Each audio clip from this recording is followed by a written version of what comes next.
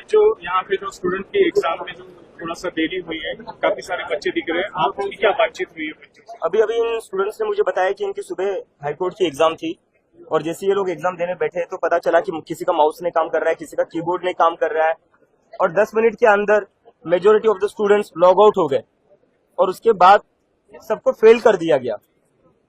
तो ये तो इन बच्चों का फेलियर नहीं, ये सिस्टम और सरकार का फेलियर है जो ऑनलाइन एग्जाम नहीं ले पा रही है। उसके बावजूद भी इतने सारे जो यहाँ पर सैकड़ों बच्चों उनको एक साथ फेल कर दिया इन लोगों ने। और जब इन लोगों ने कंप्लेन करी जो अथॉरिटीज है अंदर, तो उन अथॉरिटीज ने कहा कि इन बच्चों में अक्ल नहीं, एग्जाम कैसे दी जाती है। तो अथॉरिटीज में इतनी ज्यादा अक्ल है इन बच्चों से, तो अपनी अकल का थोड़ा इस्तेमाल करते, पहले से अच्छे कंप्यूटर्स लगा देते, पहले से ही फंक्शनिंग कीबोर्ड लगा देते, पहले से ही जो सर्वर है वो ठीक कर देते अगर इनमें इतनी ज्यादा अक्ल है तो।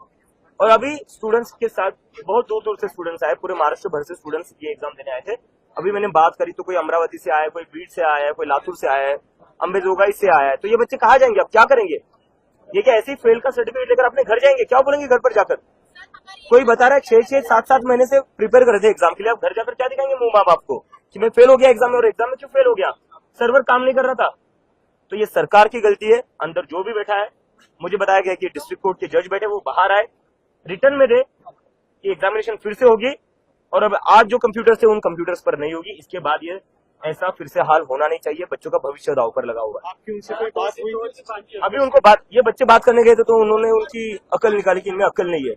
तो अभी मैं चाहता हूँ डिस्ट्रिक्ट जज को अगर बात करनी है तो वो यहाँ नीचे आ जाए, नीचे आकर सबके सामने बात करें। कहीं ना कहीं आपने स्कूल का जो मुद्दा निकाला था इंफ्रास्ट्रक्चर का, उसी तरीके से अभी कॉलेज के जो स्टूडेंट्स है उनके एग्जाम में भी एक तरीके से इंफ्रास्ट्रक्चर का ही मुद्दा सामने आ रहा है। जैसा स्टूडेंट कह रहे हैं कि कहीं पे कीबोर्ड काम नहीं कर रहा है, कर्सर बराबर नहीं दिख रहा है, आप क्या कहना चाहेंगे इस एग्जाम में? मुझे इस पर ये लगता है कि अगर आपके पास इंफ्रास्ट्रक्चर नहीं है, अगर आप ऑनलाइन एग्जाम करवा नहीं सकते तो आप क्यों ऑनलाइन एग्जाम करवा रहे हो? किस चीज के लिए करवा रहे हो?